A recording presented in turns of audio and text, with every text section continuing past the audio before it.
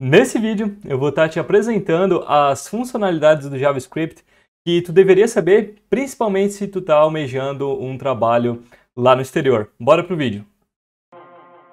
Do you really wanna be the one to make this so uncomfortable tonight? Bom, e pra gente começar, a primeira funcionalidade, que não é bem uma funcionalidade, é mais uma especificação da linguagem, que a galera tem pedido, principalmente nas entrevistas para as Big Techs, são as closures. É bem comum empresas como Facebook, Amazon, Google, enfim, se tu está aplicando para essas vagas aí, principalmente para front-end, eles te pedirem para explicar o que são closures. E se tu não sabe o que é closures, vem comigo aqui para o código que eu te mostro. Bom, para a gente entender as closures, principalmente a primeira coisa que a gente precisa entender é sobre como que funciona o escopo da linguagem. Então, por exemplo, aqui, para definir variáveis no JavaScript, a gente tem três formas. A primeira delas, a gente tem a var, né, let e const. Bom, Luiz, qual que é a diferença entre var, let e const? Var a gente vai utilizar lá nos primórdios do JS, para ser bem sincero, a gente não utiliza mais, está bem extinto. Mas a ideia dessa palavra reservada var é criar uma variável de escopo global, onde a gente pode utilizar, por exemplo, dentro de funções, fora, enfim, todo o nosso código a gente vai poder ter acesso. Mas, de novo, ela está extinta, então é bem difícil a gente utilizar, tá? A gente também tem o let, né, que é essa palavrinha reservada, que é bem estranho, não remete a variáveis, né? E a gente vai utilizar quando a gente quer criar variáveis de escopo interno. Então, por exemplo, dentro de funções, dentro de blocos de if e por aí vai. Já as const são constantes e a gente utiliza na maior parte do tempo disparado. A gente utiliza bastante as const porque elas são variáveis que a gente declara e a gente não pode reatribuir o valor, certo? Então essas são as três diferenças entre esses três tipos de variáveis. Depois que a gente entendeu isso, a gente precisa entender como que funciona a declaração de funções aqui dentro do JS. Vamos lá, para te mostrar isso, deixa eu criar uma função aqui. Então a gente vai criar uma função, por exemplo, sum. Né? Então a gente vai criar uma função aqui que vai retornar A mais B, por exemplo. E aí aqui a gente vai colocar A e B. Opa, acabei pegando o cara errado aqui. Deixa eu botar de novo. Opa, tinha uma parecida ali. Consigo pegar? Aí, agora sim. Olha só, a gente poderia, se a gente quisesse, deixa eu dar um console log sum 2 e 2. Qual que tu acha que vai ser o resultado disso aqui? Tu acha que vai ser 4, vai ser undefined, vai ser o quê? Eu vou rodar aqui para te mostrar. Olha só, sum is not defined. Por quê? Porque a gente está com o strict mode ligado, certo?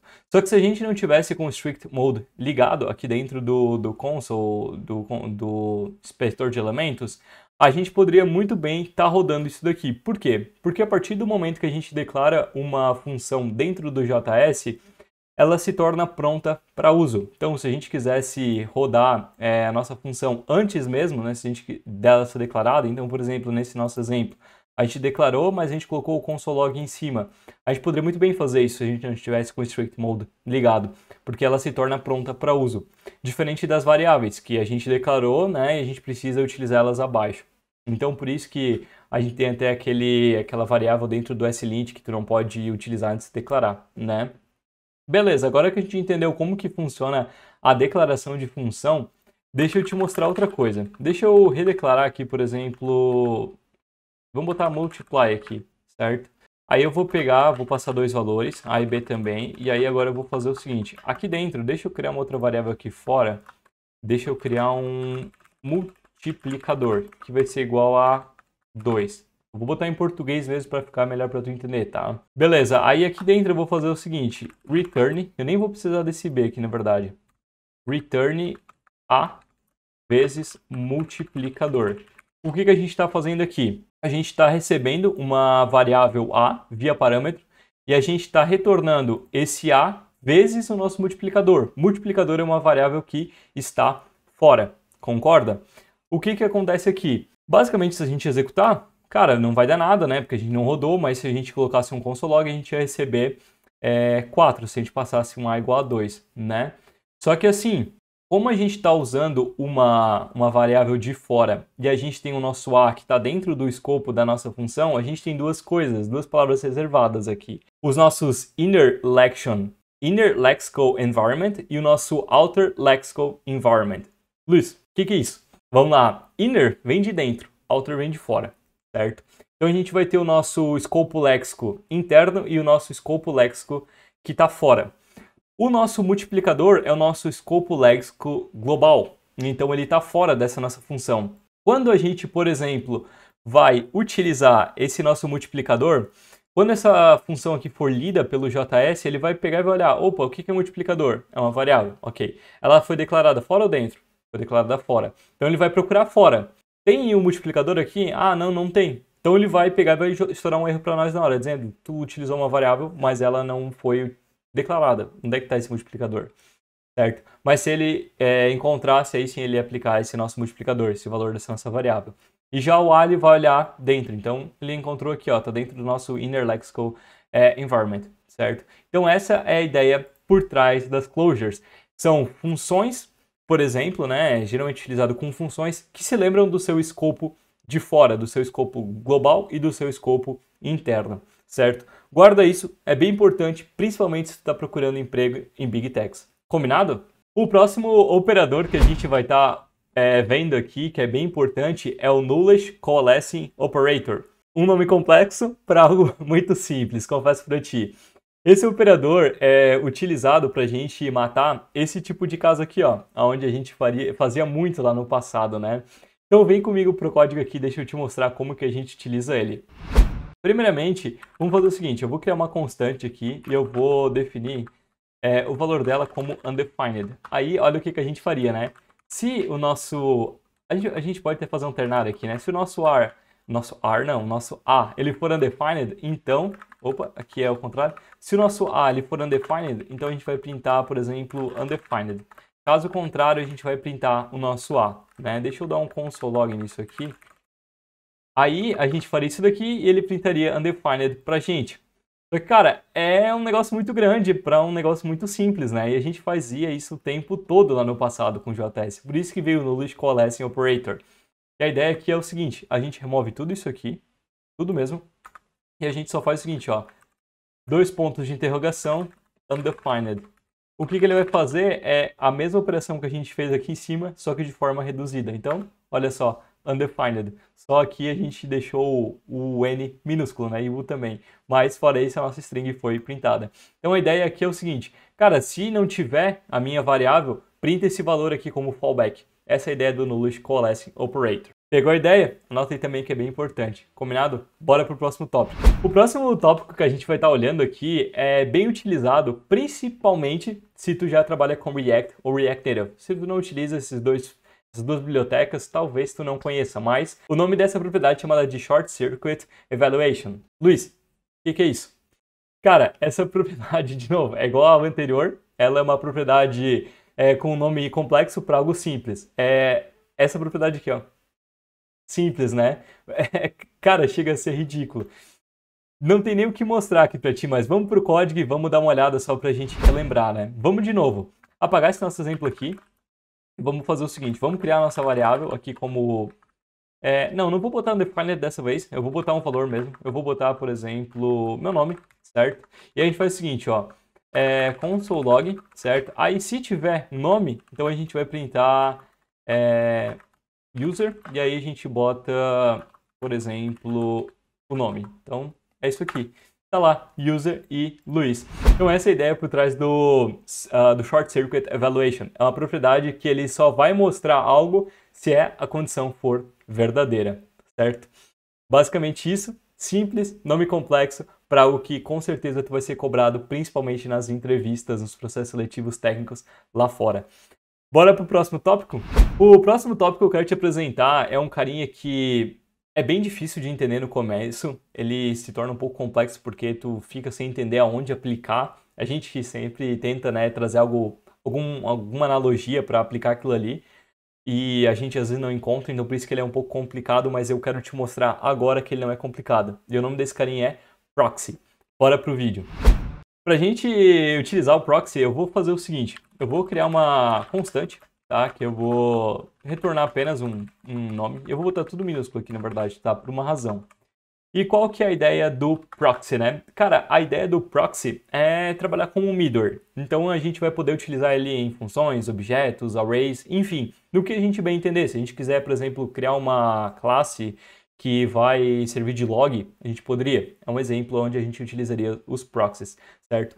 Então vamos pegar essa nossa função aqui de getName e vamos criar um proxy que vai retornar. Quando a gente executar essa função, a gente quer retornar esse valor aqui, né, esse nome, tudo como uppercase. Como que a gente faria isso? Então eu vou fazer o seguinte, ó, const uppercase name vai ser igual a new proxy. Aqui nesse proxy a gente precisa passar algumas coisas. Primeiro é o nosso target, que é a nossa função. No caso vai ser getName, certo? Esse vai ser o nosso alvo, que é o que a gente quer manipular. E aí aqui a gente passa como segundo parâmetro um objeto. Ou seja, quando a gente invocar, aí a gente passa o nosso apply, a gente quer fazer alguma operação. Qual que é essa operação? A gente quer pegar o nome, né, o resultado aqui, e fazer uppercase. Como a gente sabe que é uma string, a gente vai fazer o seguinte, esse nosso apply, ele recebe algumas coisas. O nosso target, o nosso thisArg e o nosso args, que são os nossos argumentos da nossa função, né, se fosse um objeto. Nesse caso a gente não precisaria, mas vamos deixar ali. E a gente faz o seguinte, a gente vai retornar, ou seja, a gente vai executar o nosso target, que a gente sabe que é uma função, ponto to uppercase, certo? Que é a forma como a gente faz uma string ficar tudo maiúsculo. Beleza, aí agora a gente só faz isso daqui, ó, console log, uppercase name. E, opa, ele deu um errinho aqui, deixa eu ver, é por causa desse carinha aqui. Agora sim, olha só, a gente já pegou o nome, né, o retorno da nossa função e transformou em maiúsculo, sem a gente ter feito absolutamente nada. A nossa função, ela não retorna maiúsculo, a gente simplesmente criou um middle que atua, né, no meio ali. Quando eu invoco a minha função, ele vai lá e já faz esse retorno, que é o que a gente pediu. Mas não vamos se limitar a só isso não, tá? Porque esse aqui é um exemplo bem simples. Vamos criar o seguinte exemplo. Vamos criar um middleware. Toda vez que a gente adicionar um usuário dentro de um array, a gente quer verificar se esse usuário ele é maior de idade. Se não for, a gente vai cortar a execução na hora e vai dizer, ô, tu não pode adicionar um usuário menor de idade para dentro desse objeto aqui, ou melhor, desse array. Pode ser? Vamos fazer esse exemplo? Teria várias formas de a gente fazer isso, mas vamos pensar num caso de log aqui, de middleware mesmo, e vamos construir utilizando um proxy. Bora pro código. Como é que a gente vai fazer isso daqui, né? Primeiramente, eu vou criar um array, que eu vou iniciar ele como vazio e vou chamar ele de users, beleza? Esse vai ser o nome da minha variável. Aí eu vou criar o meu proxy, então eu vou chamar de proxy users, vai ser igual a new proxy, beleza? Aí eu preciso passar meu target, que nesse meu caso vai ser o meu users, né? E aí eu pego o meu objeto de configuração. Dentro desse meu objeto de configuração, eu vou ter duas coisas. Primeiramente, eu vou ter uma função get, né? E eu também vou ter uma função set. Opa, botei um carinha a mais aqui. Essa minha função de set, ela vai receber o quê? Primeiramente, vamos construir o nosso set e depois o nosso get, combinado? Nesse meu set, eu vou ter o meu target, a minha propriedade e o meu value, certo? E aí, aqui dentro desse meu escopo, dessa minha função, eu vou fazer o seguinte. Se o meu value.age, eu vou colocar aqui um optional chain, eu já te explico o que é, porque pode ser que o usuário não passe a propriedade, né? A gente não consegue garantir, então vamos fazer dessa forma. Combinado? Aí eu vou pegar, se a minha idade ela for menor do que 18, eu vou retornar, então, throw new error, né? Throw new error, usuário menor de idade, certo? E caso contrário, eu vou fazer o que a gente espera, né? Eu vou setar essa nova propriedade para dentro do meu array. Então, target.push no meu value. E aqui no meu get, então eu vou retornar o meu target. Aqui eu só preciso pegar o meu target e o meu prop, né? Target no meu prop. Então, é isso aqui que eu vou fazer. Beleza? Aí agora eu posso utilizar isso daqui normalmente. Então, eu vou fazer o seguinte. Eu vou pegar meu proxy users, meu users.length mais um, ou seja, eu vou sempre fazer o append no final, vai ser igual a name, Luiz e age 18. Beleza? Quem me dera, né? O cara já tá quase com 30 anos nas costas, mas tudo bem. Continuando. Vou botar um outro nome aqui, ó. Vou botar... Como é que era aquele John Deere, né? Que eles utilizam para testes. Enfim, vou botar esse como 20. Eu vou botar aqui, ó, Anna Johnson. Nome bonito. Johnson. Beleza. E eu vou botar essa daqui como 6. E aí eu vou fazer o seguinte. For let of user. Opa. Of proxy users. E aí eu vou printar. E aqui eu preciso botar let user. Aí eu vou printar console log no meu user. Quando eu fizer isso aqui, deixa eu comentar primeiramente desse meu caso de uso aqui.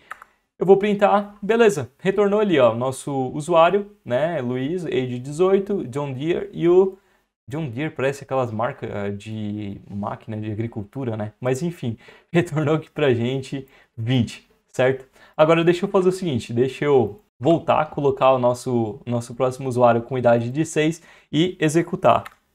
Opa, usuário menor de idade, então bloqueou a nossa ação. Então essa é a ideia por trás dos proxies, ele atua como um middleware, tu viu, a gente não criou nada, nenhuma função, alguma coisa do tipo, a gente simplesmente criou um proxy, a gente criou funções dentro do proxy, mas são funções obrigatórias, né?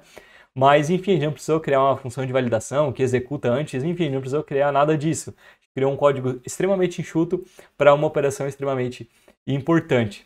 E o próximo caso e o último caso que a gente vai estar vendo aqui, e eu já te dei um spoiler no último tópico, né? É o optional chaining. E o optional chaining, ele mata esse caso aqui, ó, onde a gente fazia essas operações lá no passado, utilizando o próprio Vanilla, né? E era muito chato, cara, porque ficava um negócio absurdo. Se a gente tivesse cada vez mais casos encadeados de objeto, a gente descia muitos níveis e era tipo um negócio horrível. A gente tinha 4 linhas para fazer uma operação simples. E como é que a gente utiliza o optional chaining, né? Se tu não sabe como utilizar, bora lá no código verificar. Como é que a gente vai utilizar, né? Eu vou criar um objeto que eu vou chamar de object, ou melhor, eu vou chamar de obj, tá? E aí eu vou fazer o seguinte, eu vou criar um name que vai ser Luiz. Aí aqui dentro eu vou fazer o seguinte, eu vou colocar, por exemplo, vai classes mesmo, não tem problema. Aí a gente vai fazer o seguinte, classes, aí aqui dentro a gente vai botar name, né? Aí, por exemplo, vai ser programação e pode ser isso aí. Beleza. Se a gente quisesse, por exemplo, utilizar o Short Circuit Evaluation junto com o Optional Chaining, a gente poderia. Quer ver? A gente faria o seguinte, ó. Object object.classes console.log obj, ou obj, se tu for brasileiro, eu também sou, então é obj, né? .classes, ponto 0, pode ser assim mesmo, ponto name. Então, olha só que operação grande para um negócio simples. Vamos dar um console.log aqui, executar e printou para mim programação. Mas como agora a gente é programador JS mais experiente, né? A gente já sabe todos esses tópicos que eu te apresentei nesse vídeo, a gente vem com Optional Chaining junto com Short Circuit Evaluation. Como é que a gente faz isso? Olha só, a gente pega, remove tudo isso aqui, utiliza o nosso ponto de interrogação, ponto, e printa. Então a gente matou todo o caso, a gente utilizou Optional Chaining, Short Circuit Evaluation e temos o mesmo caso. Então, cara, esse daqui foram os tópicos de funcionalidades e especificações que tu deveria saber, certo? Que como eu te falei no início, empresas, principalmente no exterior, estão pedindo lá naqueles casos, naquelas entrevistas técnicas. Então, se tu chegar até lá, provavelmente eles vão te pedir essas coisas aqui. Eles vão te pedir para talvez demonstrar como eu fiz aqui ou explicar como eu fiz aqui também.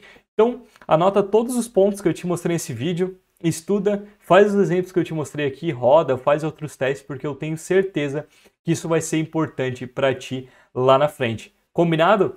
A gente se vê no próximo vídeo e lembra, se tu curtiu esse vídeo, comenta aqui embaixo e deixa teu like. Isso é bem importante. Fechado? A gente se vê no próximo vídeo. Valeu!